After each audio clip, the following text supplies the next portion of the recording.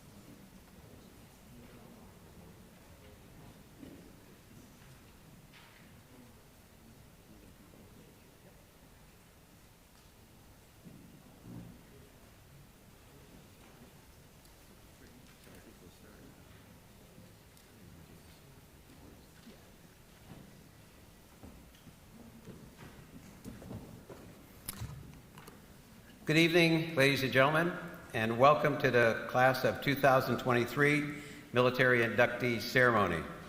My name is Dr. Rolf Noel. I'm a member of Hayes-Velhage American Legion Post 96 here in West Hartford, and it's my privilege to be your Master of Ceremonies this evening as we honor the outstanding young men and women who have decided to join the armed forces and serve their country. I'd like to ask everyone to stand for the posting of the colors by the American Legion Honor Guard. And I'd like you to remain standing for the national anthem, the Pledge of Allegiance, God Bless America, and the invocation. Honor Guard, post the colors.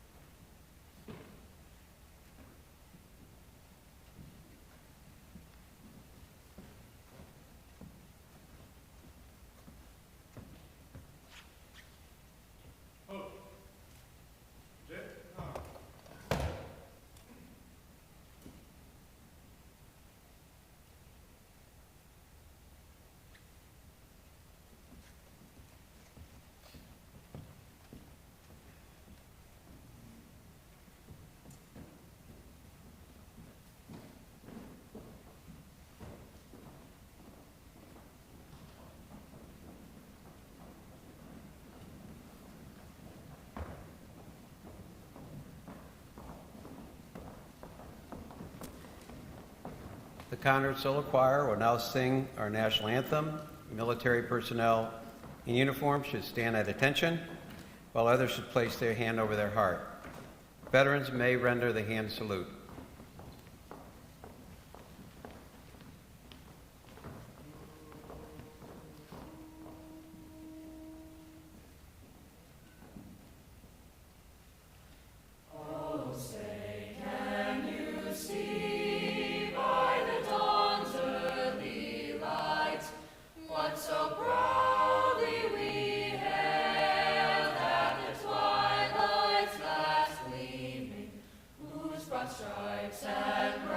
Stars through the perilous fight, o'er the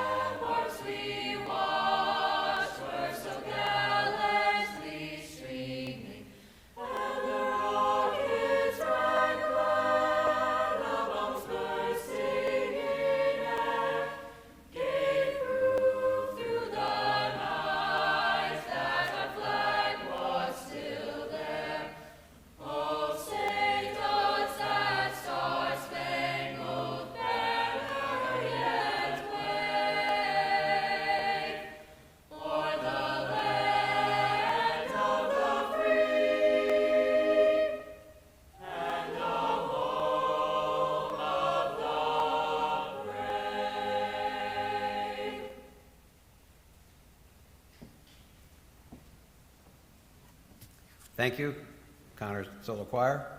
At this time, Nico Vega will lead us in the Pledge of Allegiance. Nico, could you come up here on stage, please?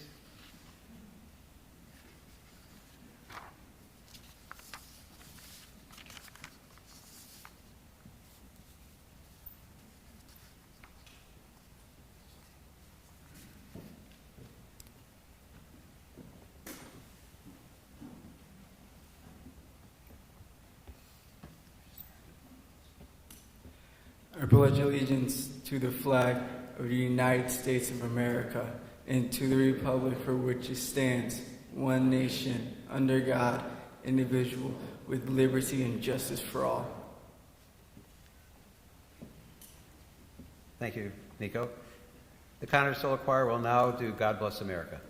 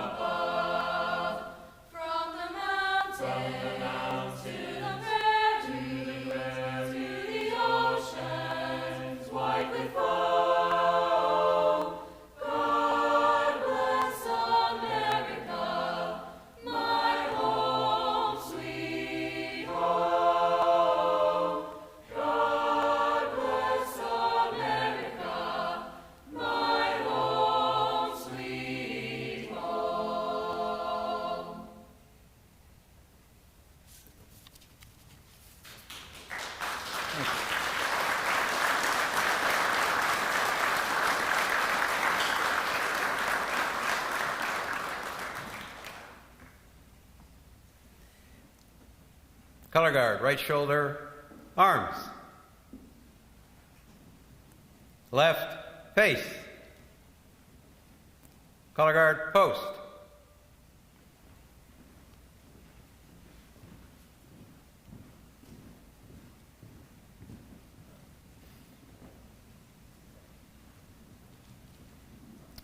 Monsignor James Kinane, Colonel, United States Army, retired, will now offer the invocation.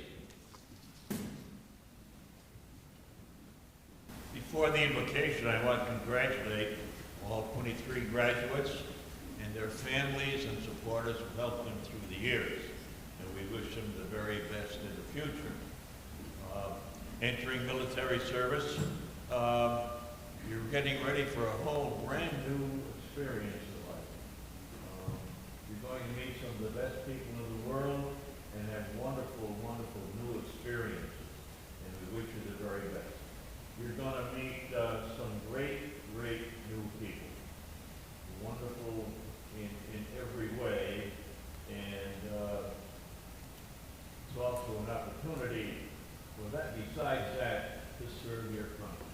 So you're entering into something that is a wonderful part of your life, and we hope you'll have it as a source of success and happiness for many years to come. Strictly speaking, from United States Army side, but it applies to every branch of the military. You're going to meet a lot of people, especially from the time you enter basic training. Now, when you're in basic training, remember, you have a friend that you never knew. Called the drill sergeant. There is nobody you're going to meet who wants you to succeed more than your drill sergeant, including your mother. The drill sergeant wants you to succeed very, very much so, despite what kind of stories and words you hear uttered about the drill sergeant. Remember, your best friend. So keep that in mind too. We pray now, Lord God, our Creator, we gather tonight to celebrate and support 23 young persons who have made the decision to serve their country in a very special way. We ask your presence in their lives to come, and for their family members as well, friends who have supported them all through life. May this decision they have made be an example and reminder for all the rest of us of the goodness and progress of our great country in a very difficult, imperfect world. Keep us aware of the millions of people unknown to us and gone before us who sacrificed so that we may enjoy what we have as Americans today. Keep us from the temptation to feel sorry for ourselves. Most especially, Lord, keep these good graduates safe, happy, and successful. Bless their work and keep them that we may all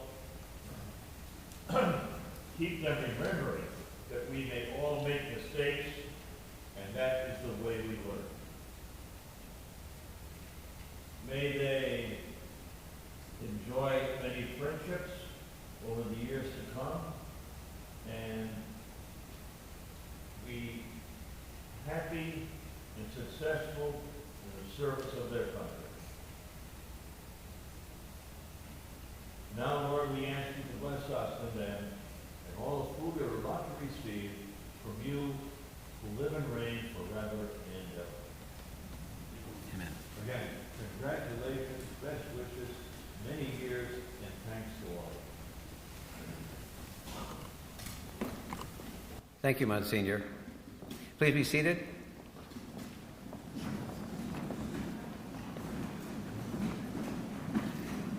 At this time, the commander of Post 96, Hattie Ann Mooney, will make her opening remarks.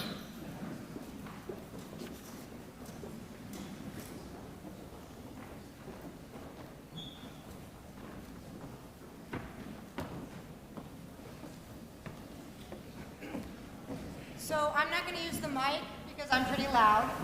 So I'm Hattie Ann, and I was in the Marine Corps from 92 to 98, and then I did 8 years in active ready reserve. And I know there's a lot of emotions in the room tonight, so I'm going to address those. And then I'm going to give some advice to the graduates. And before I do that, I just want to thank some people that are here tonight. So I see the mayor, the town manager, some other important people from our town. I know we've got 4 principals or headmasters in here. I know we have some of our Legion members from the state and our auxiliary members as well. So thank you guys all for being here tonight, for making time for tonight's event. So for the parents, I want to share that I know there's a lot of anxiety when your kid goes in the military, especially for those parents who have no one in the family that's been in the military. So when I went in the military, 1 of 5 kids, no one in my family had ever been in the military. And my parents were a little nervous, and I'm sure some family members sitting here tonight are a little nervous. But I can tell you that when your kid graduates from whether it's boot camp or officer candidate school, or they graduate and get commissioned after 4 years of college, you are going to see a different person than who you're seeing right next to you today. They're going to walk taller, they're going to be more confident, they're going to have leadership skills that are going to blow your mind. And whether they decide to stay in an entire career, or they decide to get out and do something in corporate America, wherever they go, the skills that they learn will go with them, and they will have huge success. We see this over and over. We see this in people in our government who are in the military, who are CEOs and CFOs, chief science officers in companies. So know that, number 1, they're going to do well, and number 2, that they're going to be taken care of. So Monsignor mentioned the drill sergeant being your best friend. Those drill sergeants are mean and they're tough, but that's because they want you to succeed and they're teaching you what to do to get there, right? So I do want to ask for everyone in the room who has served to please rise so we can see who you are. So if you served in the military, can you stand up, whether you're in your uniform or not? So thank you all for your service.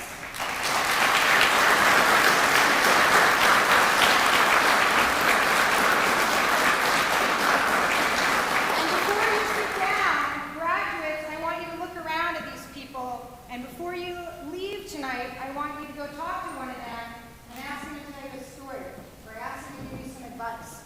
Because these guys have important things to say to you, or ladies. You guys can sit down. Thank you for your service. For the graduates, you guys have time between now and when you report in. I know one person said June 20th. Anyone have to go before June 20th? Okay, so between now and probably the end of the summer, you guys are probably reporting in, whether it's to school or to boot camp, and you got some time. Go run, go do push-ups and sit-ups, go do pull-ups. It doesn't matter if you have 20 days, that's 20 days more, right? Keep working out, because one of the big things you want to do is you want to be mentally and physically fit. So go do that. And spend some fun times with your friends this summer, enjoy your family. Make sure you spend time with your parents, okay, because they're going to miss you. And parents, when they're at boot camp or they start the first few weeks of ROTC training, or they go to OCS for their 6 weeks, or they go to 13 weeks, write them letters, send them cookies. They probably won't get them because the drill sergeant's open and eat them right in front of them and say, ha ha. But send them stuff. It really helps them to get letters. It helps them to hear that encouragement from home. It's really important. And I just wish you guys a lot of luck. It's awesome. You heard him say, and I'll repeat it, I have friends from boot camp. I'm in touch with my drill sergeant. I'm in touch with the master gunnery sergeant who ran our boot camp class. These people are my friends. And the guys I served with and the women I served with, I've been in many weddings, I've been called by people, and I'm like, I don't even remember who this guy is exactly, and I have to look back at my records. So you make friends for life, and it's really amazing. And you're going to have a great time, and you're doing something that's brave, that's selfless, that has a lot of honor, and in some ways it's scary. But you're going to go out there, and it's going to be amazing. And when you leave and you get out, you're going to have all those memories, and it's going to still be amazing. So I am so excited for you guys to go on this path. I went to CU Boulder, I went through ROTC, and then I went as a combat engineer. We were the first female class to go into combat arms.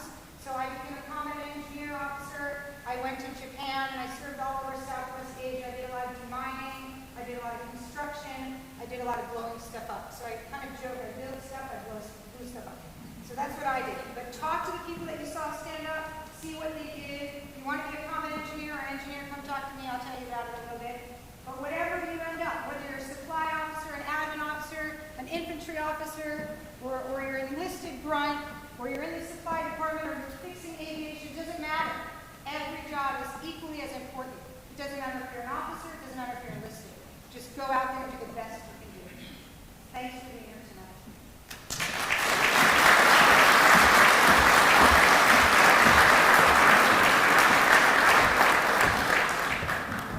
Thank you, Heidi Ann. This is our 9th annual ceremony where we recognize military inductees, and it would not be possible without the support of the Board of Education and the Office of the Superintendent of Schools of West Hartford. So we're extremely grateful to Command Sergeant Major Paul Vicinas and Kristen Banning for their outstanding efforts over the past year. And at this time, Superintendent of Schools, Paul Vicinas, will now make his opening remarks.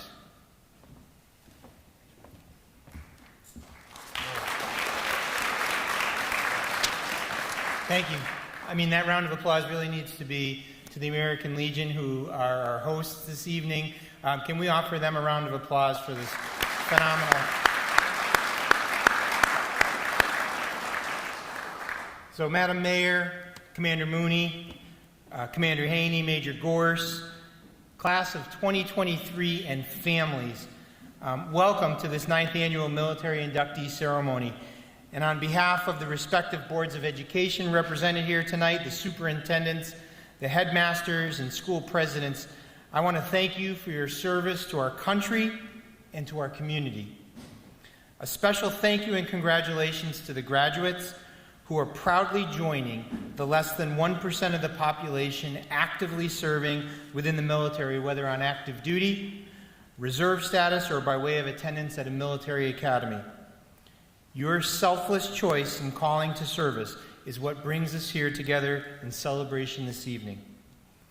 I'm addressing you this evening as the acting superintendent for West Hartford Public Schools, but more importantly, as Command Sergeant Major of the 169th Regiment.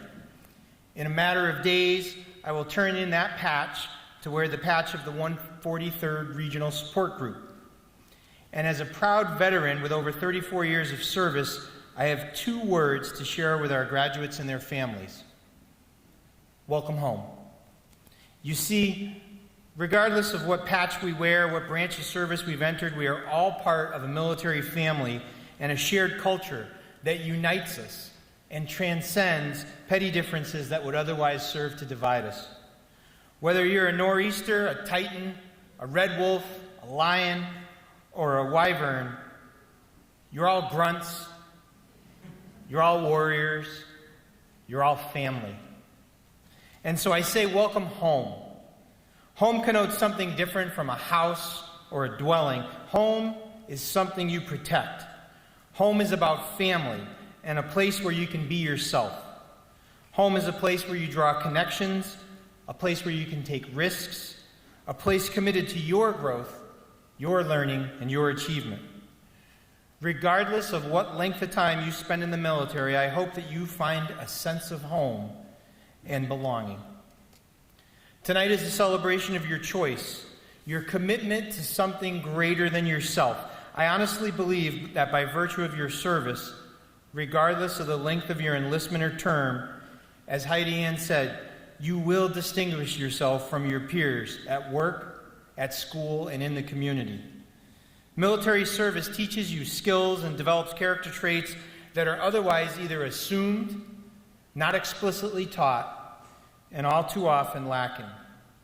Look for these lessons and make the most of them throughout your life, well beyond your time in uniform. The military teaches you discipline over self-interest, character over popularity, teamwork above division, and dedication over apathy. The skills you will learn in the military will carry you far in any career you choose to pursue, teach you to set goals, take initiative, and follow through. The military is a family rich in proud traditions, centuries deep, and strong with bonds of blood, sweat, and tears.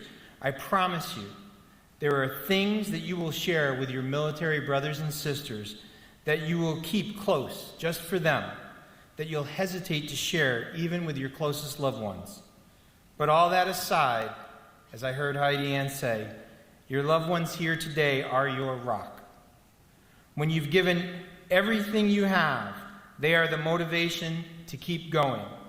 It is your connection to them at home that will help you to dig deeper and find that ounce of strength that tips the scales and sees you through. And lest we forget, their sacrifice is as great as yours. Their struggles, while perhaps not suffered in an austere environment, are no less significant, and their pride is as full, as replete, and as deserved. So to your family, you will always be their favorite hello and their most difficult goodbye. You honor them through your example, so always remember to take pride in your service and strive to represent the example of generations who came before you. Welcome home. Godspeed.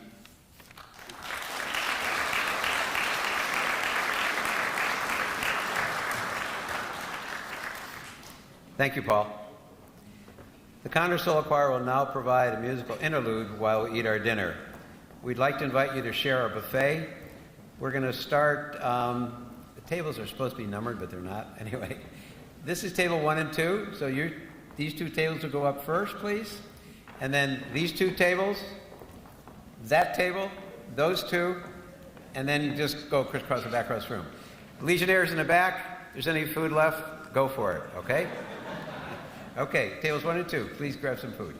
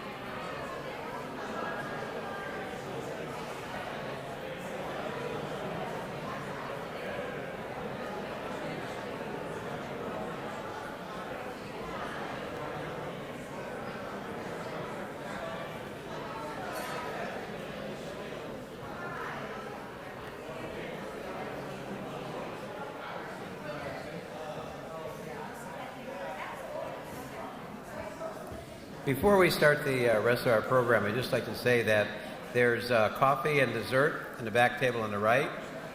There are soft drinks over there on the left. And I'd just like the two Air Force pilots to stand up. Stand up. These are the folks that flew over the parade yesterday in the C-130. Let's give them a hand. Thanks very much. Those are Air Guard, right, out of Bradley Field. Great. So you folks going in the Air Force, think about it. It'd be a nice place to be home.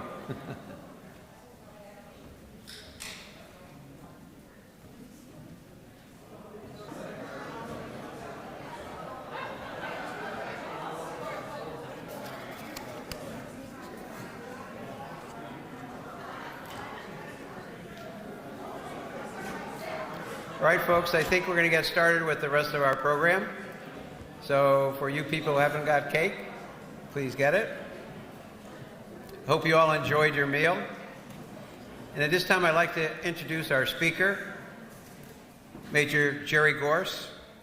Major Gorse is a West Hartford native and a graduate of Conard High School in 2003, where he lettered in soccer, lacrosse, and wrestling. He graduated from the United States Military Academy at West Point and was commissioned a second lieutenant and an aviator in 2009. He was an honor graduate at flight school at Fort Rucker, Alabama, and assigned to the Screaming Eagles, the 101st Airborne Division at Fort Campbell, Kentucky. He then deployed to Afghanistan during Operation Enduring Freedom, after which he was selected to return to West Point as a tactical officer in 2015. While there, he was one of the principal trainers of the cadets, and he received a master's degree in leadership from Columbia University. He subsequently received an MBA from the University of North Carolina. In 2020, he transitioned to the Army Reserves, and he now serves as a MALO, a Military Academy Liaison Officer for West Point. His responsibilities include evaluating young cadet candidates for possible admission to West Point. During active duty, Major Gorse was awarded a number of medals to include the Bronze Star, 2 Combat Air Medals, and 2 Meritorious Service Awards. At this time, please welcome Major Jerry Gorse.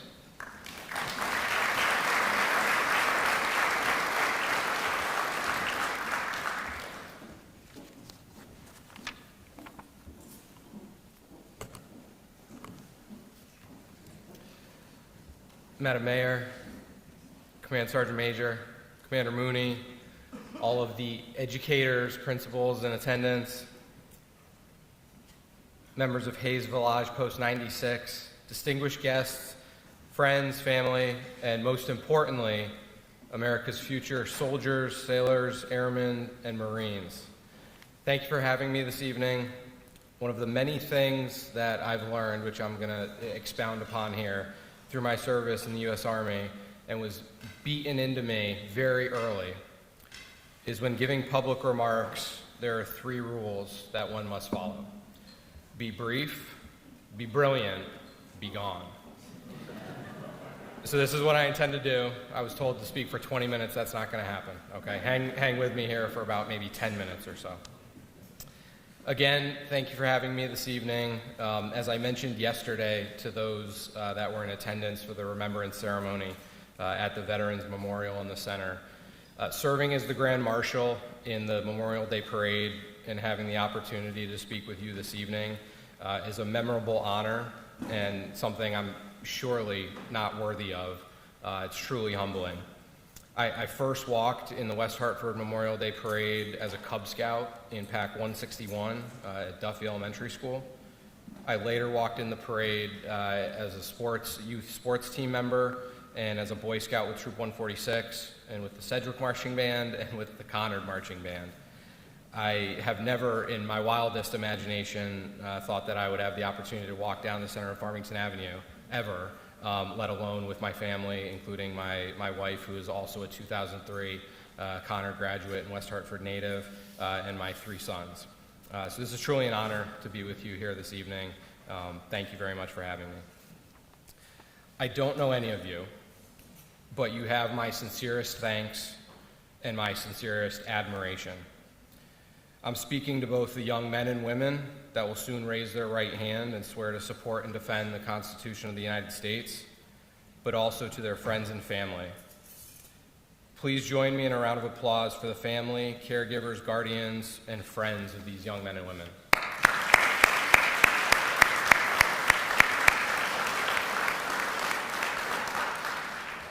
Whether it's a parent or not, you are signing up for something too, and you will also bear a great and worthy burden of service.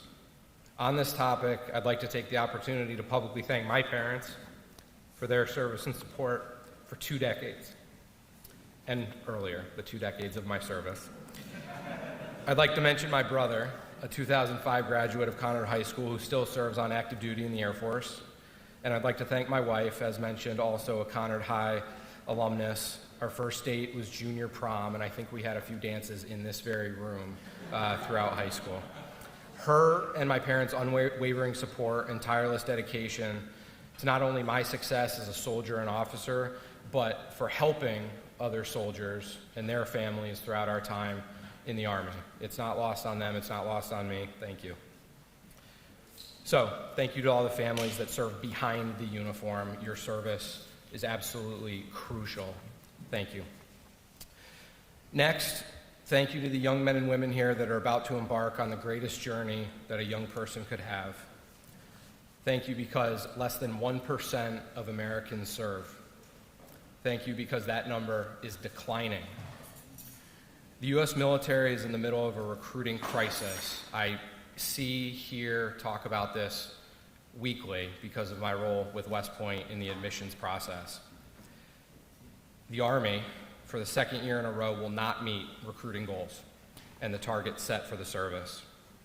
This can be attributed to many factors, including growing physical disqualifications, decrease in academic and cognitive ability, a surge in medical disqualifications, just to name a few.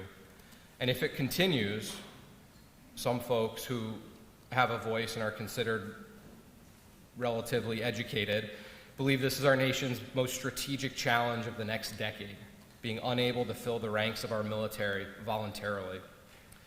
The fact that you've committed to serving makes you a part of a very unique and special group. What you are doing is life-changing. I speak from experience. In 2003, I sat where you sit. We were 2 years into the global war on terror after 9/11, and Iraq had just kicked off. It hit home for me. I wanted to contribute. And by the way, like you, I had great role models in the halls of Conard, just as you do now.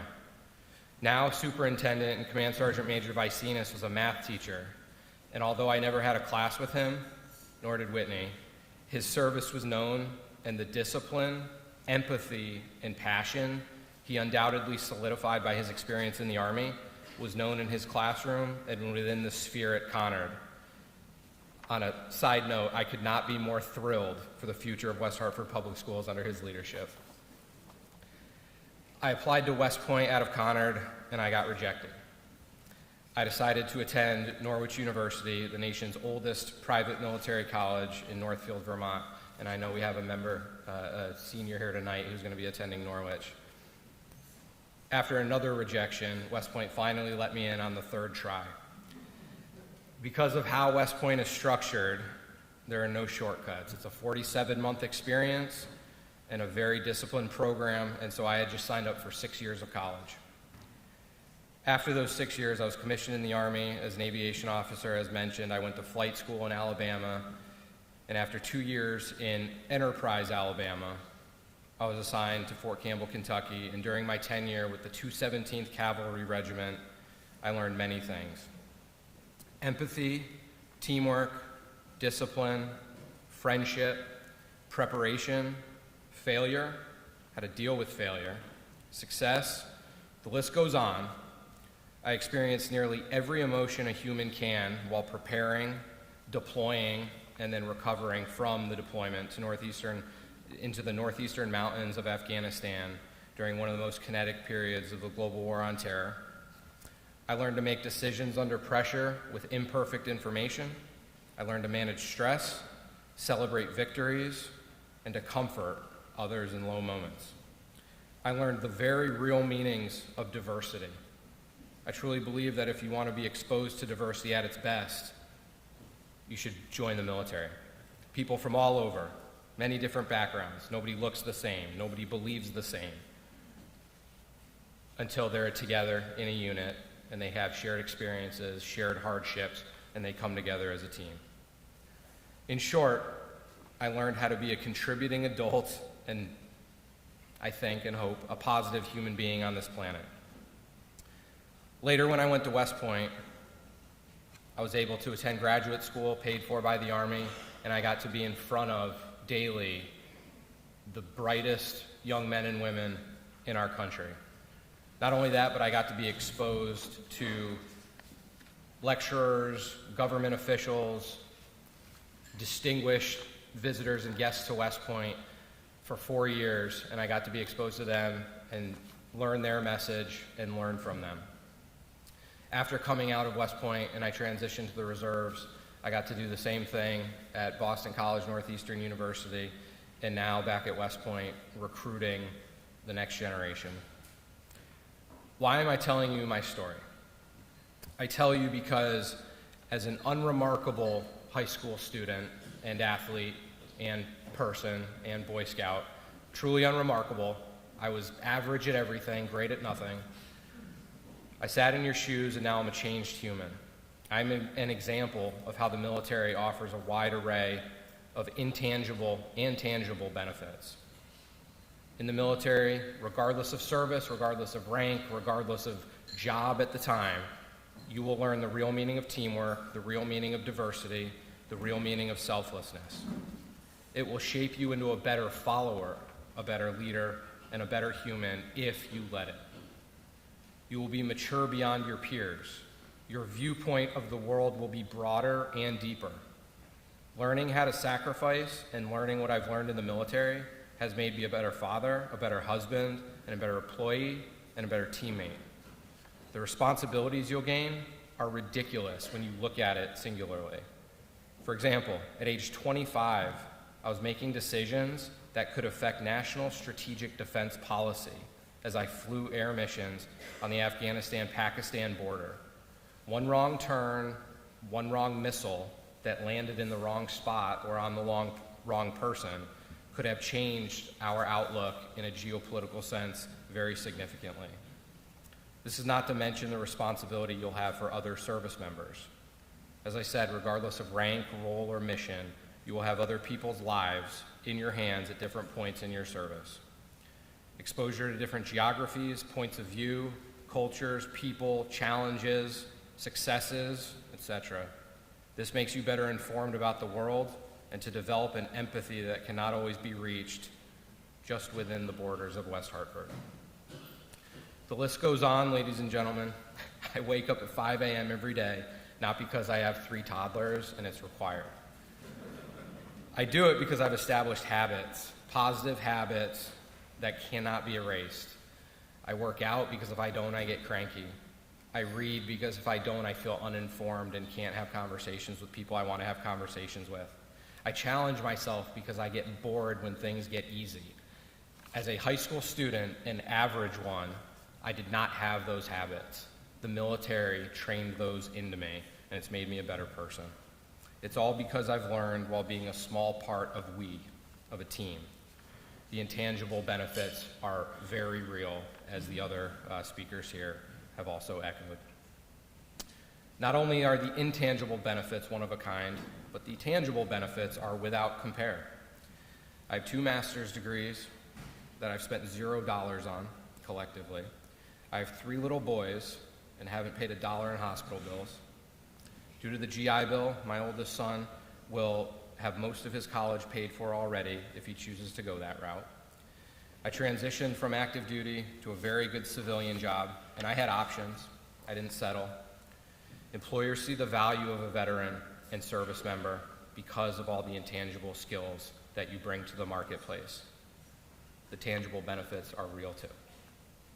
However, despite the things that you'll learn and the benefits you receive, there's one piece to the military that surpasses them all, in my humble view. It's the bonds of friendship and camaraderie that will last a lifetime and beyond. My best friends on this planet are the people that I've served with. They're the kind of people you enter a room after not seeing them for a decade, and you pick up the conversation where it left off. It's not because I found like-minded people or common hobbies among us. It's because we shared hardship, we shared sacrifice. We shared in a team effort towards something bigger than ourselves. My best friends could not be more different than each other, but we all just get it, and we all just get along. This is something that cannot, in my belief, be replicated outside of something like the military.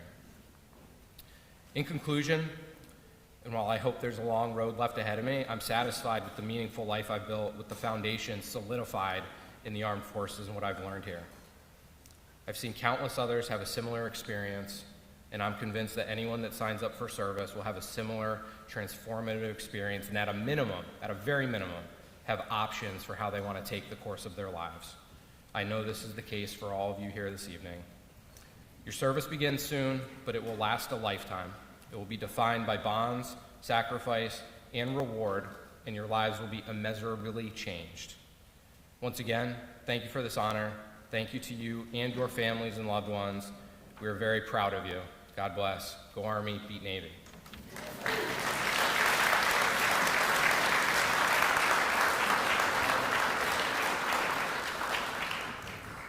Thank you, Major Gorse. I have to make a comment. I've known Jerry since he was in Scout Troop 146. He is not average. I knew he would make a fine West Point cadet. I was turned down by West Point. I enlisted in the Army at age 17, scared out of my mind going to Fort Dix. Eventually, I got orders for Vietnam, then received an appointment to West Point, served 25 years in the Army, and used a GI Bill to go through medical school. So you folks that are enlisting, the world is yours. You can do anything you want. At this time, we're going to begin the portion of the program where we recognize the young men and women who made a commitment to serve their country. Will the presenters please come up here on stage? That includes the principals. Each honoree will be receiving a special cord, which when worn during the graduation ceremony recognizes them as having made the decision to join the armed forces. They will also be given a military commitment certificate of achievement and an American Legion thank you coin. Kristen Banning will line up the students over here to the stage. We're going to start with the 5 students, 2 from Kingswood, Oxford, 1 from Northwest, and 3 from Newington High School. So first KO, then Northwest, and then Newington. Don't worry, Connor and Hall, we'll get to you guys shortly.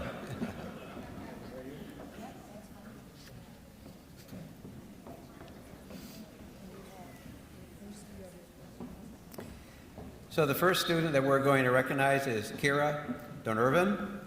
She is going to West Point. Let's hear it.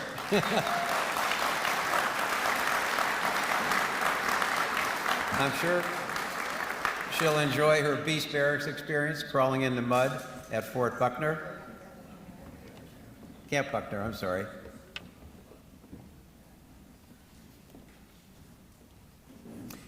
Next will be Paul Gilberto, and Paul is going to the Citadel.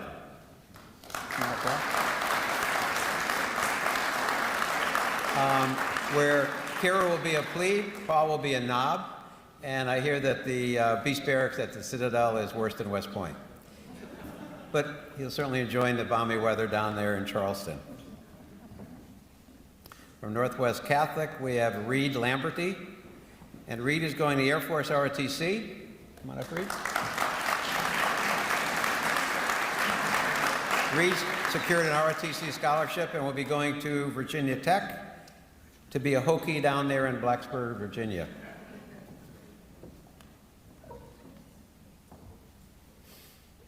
Next will be Hayden Fish. Hayden's going to the United States Air Force. And I understand he's joining his brother in the Air Force, and he's going to Lackland Air Force Base, beautiful downtown San Antonio, to enjoy the Riverwalk, which you probably won't see during basic training.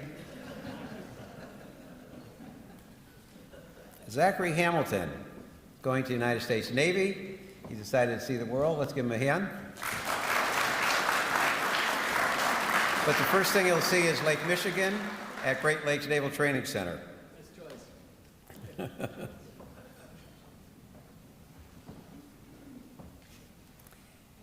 Next will be Nicholas Ortiz Gomez. He's going to be a Marine. Congratulations. Finally, Heidi's got a Marine. He'll be going to beautiful Parris Island, South Carolina. The mosquitoes are the state bird down there. You'll have a great time.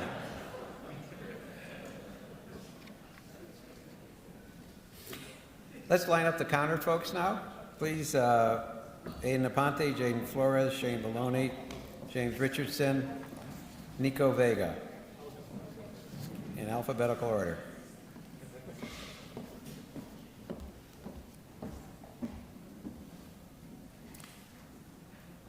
So next we'll have Aiden Aponte come up on stage.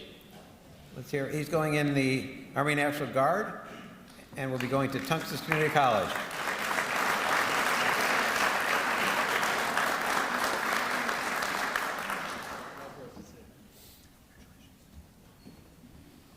And now we have 2 Air Guard. Jaden Flores, come on up on stage. He'll be going to Yukon, where he'll enjoy the basketball, the football, and the dairy barn, in that order.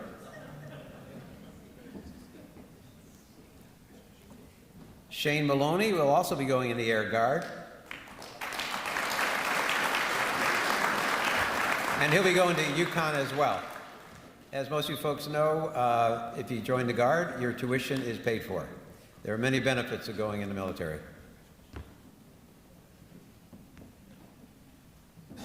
Next is James Richardson. He is also going to the United States Navy. And before he sees the world, he'll be stopping in Great Lakes Naval Training Center as well. Congratulations.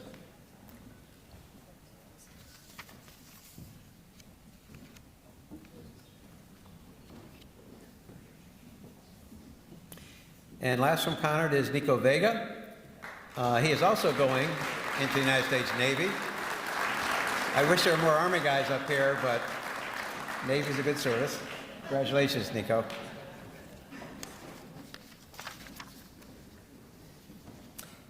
We're going to start lining up the hall, folks. Nathan Kuckerman. Gabriel DeBarros, Quinn LaRock, Jared Stevens, Dana Walker, and Ryan Zdanowitz.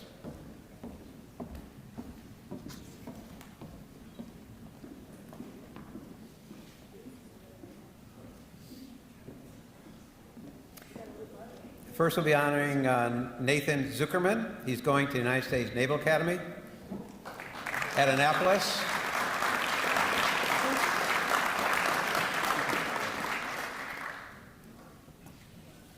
And Major Gorse and I still say, go Army, beat Navy. He'll also have a rough summer training down there, but he should do fine. Gabriel DeBarros is next, and he's going in the Marines. Heidi Ann.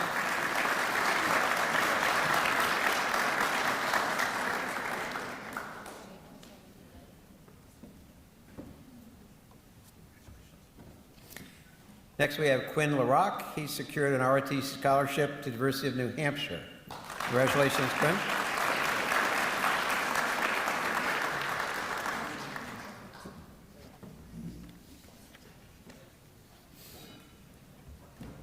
And Jared Stevens is going Navy ROTC, but he's going into Marines and he's going to Norwich University.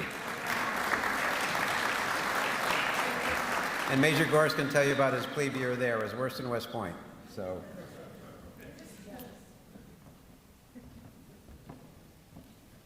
Xana Walker is going to the United States Army. Congratulations, Xana.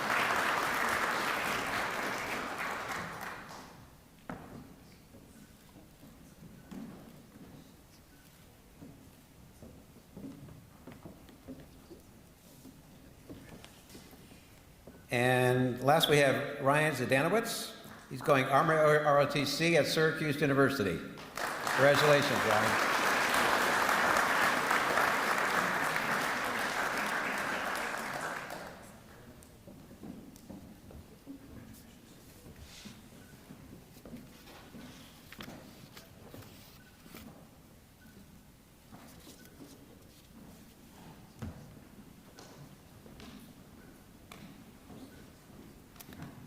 All right, thank you, presenters. You may return to your seats.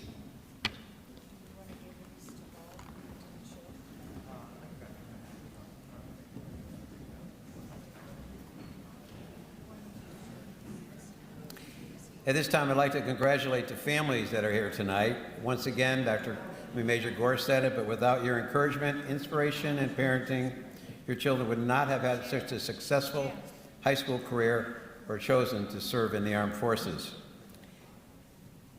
This time I'd like to ask Ethan Goldman of the West Hartford Board of Education to offer some closing remarks.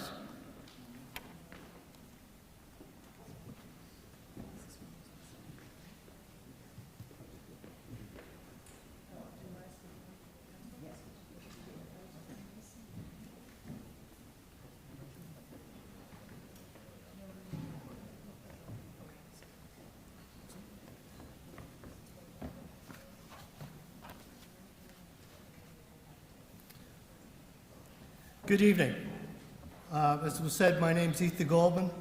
I've been on the West Hartford Board of Education just over 18 months.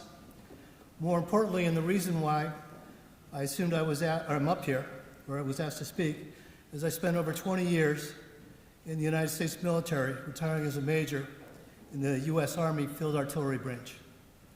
Most of that time was spent in the military as a member of the reserves, Army Reserve and the National Guard. I've also had exposure to the military from a completely different perspective, that of a parent. My oldest son, Todd, also enlisted in the Army and went through OCS several years after graduating from college. So it was a different experience. Tonight, I was going to cover 3 topics. First, why I went in the military and what I believe I got out of it. The difference in experience of being a parent of a child to the military as opposed to being a member of the military, which was quite different than I expected, and why I think that what you are doing and what my son did is so critical to the future of our country and, frankly, the world.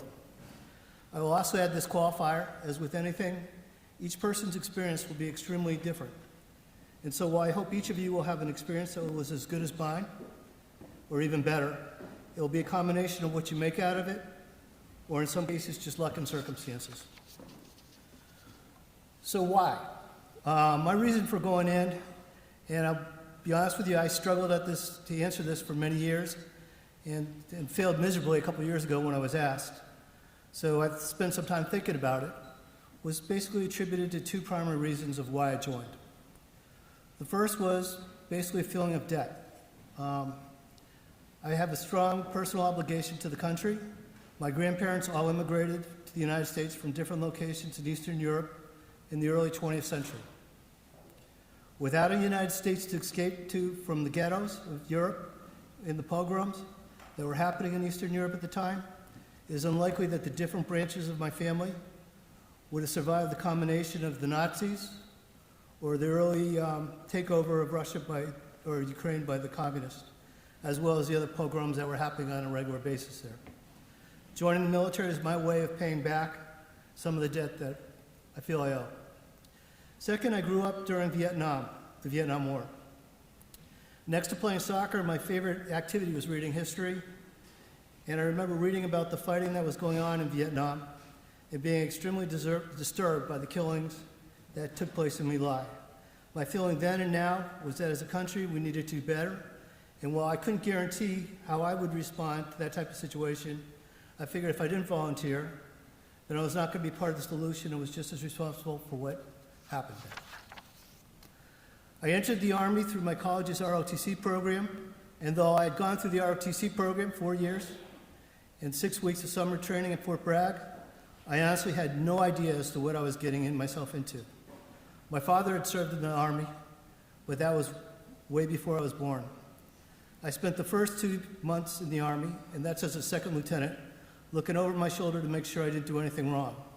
The good news for me was that after I'd gone through that, there was nothing that could happen that would intimidate me in the future or since. I was ready for anything. Other key takeaways for me from my Army experience was the honor code.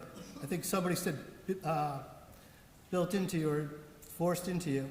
Integrity had been extremely important in my family, but the Army honor code was an incredibly strong reinforcement to those values and has stayed with me in all aspects of life. Also, the Army's emphasis on taking care of your people while also achieving your mission has also stayed with me throughout my professional life and outside of it. The benefits of coordinating and collaborating when working with others is emphasized. Willing to look for different ways to do things and always being willing to find ways to improve. Also for me, the experience has been incredibly positive, as I hope it will be for you. And for me, it was a true honor to serve the country. As I initially mentioned, my older son Todd also enlisted after having graduated from college and spending several years working. While I was extremely proud of him for serving, it was a much different experience as a parent than that of serving yourself. Things that would never have worried me in terms of my own participation seemed slightly different. Just as for me, I believe the Army was a great experience for him. He learned a lot about himself, his leadership skills, how to respond to crisis or situations, and felt good about giving back to the country. Interestingly enough, he never talked about joining the military until he had already committed to enlisting in the Army. My final comment was why I think what you're doing is so critical.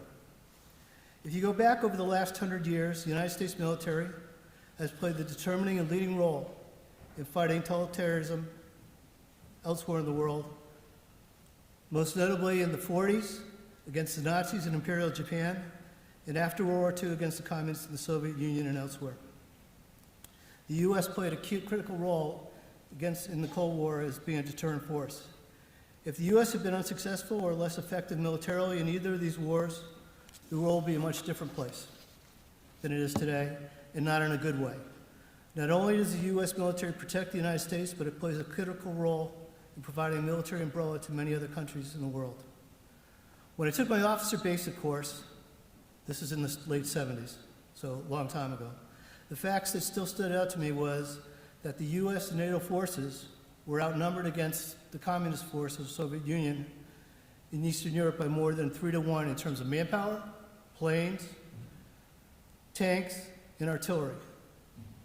The U.S. strategy, when you asked, was that while the NATO troops and the U.S. troops at the German border would take a hard hit when the fighting started, the caliber of the U.S. troops would be able to overcome the manpower equipment differences once the fighting started. That troops that could adjust to the changing battlefield situation were critical to being successful and effective. And interestingly enough, the recent fighting in Ukraine has proven that that strategy was generally correct. The U.S. military has been successful because there's individuals who are willing to volunteer to serve. In my opinion, the effectiveness and skill set of the members of the U.S. military contribute to our military success or our ability to be a deterrent. While there is a difference in terms of the impact between the regular military and the reserves, each plays a vital part to the success of the U.S. military and its ability to project strength to our enemies. Each has a critical role in terms of keeping the U.S. forces free. So speaking for myself, I want to thank all of you for volunteering, including your families. It does and still makes a difference, so thank you for doing that.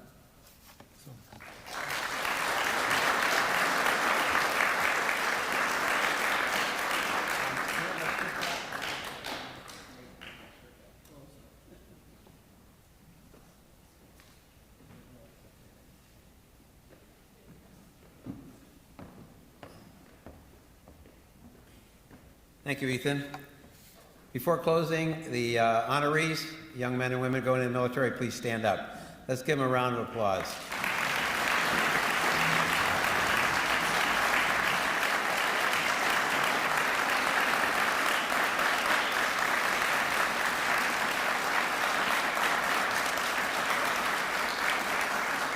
Congratulations. Now, would everybody please stand for the benediction? The folks going into the military, you young men and women, please come up to the stage after the benediction. We'd like to get a group picture of all of you, okay? Barry Leghorn, the American Legion Post 96 chaplain, will offer the benediction.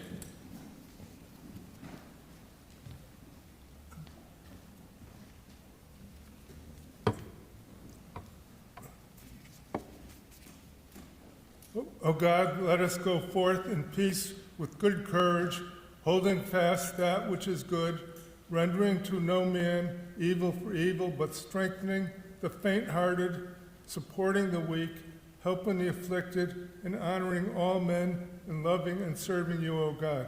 Amen. This concludes our ceremony. Thank you very much for coming. Young men and women going to the military, please come up on stage.